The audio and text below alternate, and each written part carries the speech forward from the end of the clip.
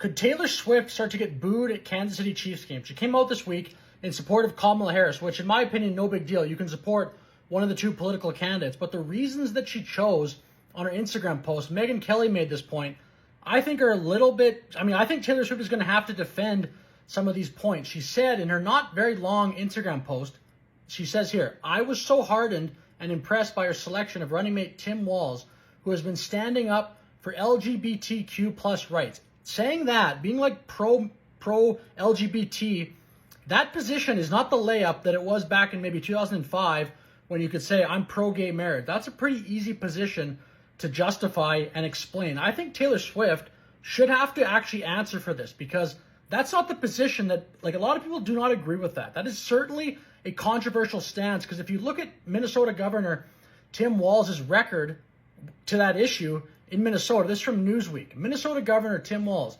who was recently named as Vice President Kamala Harris's running mate, has a legislative history of supporting the rights of transgender minors and gender-affirming care. And another thing, under Tim Walz's leadership, Minnesota has become a trans refuge state, as they call it, so people from other states can come to Minnesota and get this type of care.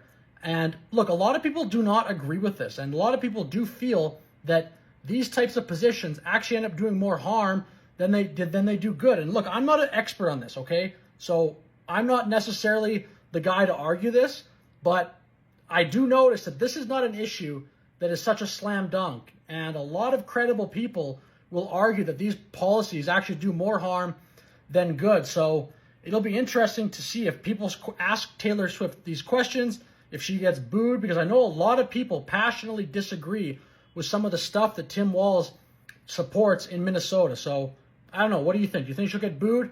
Either way, let me know in the comments. Thank you for watching.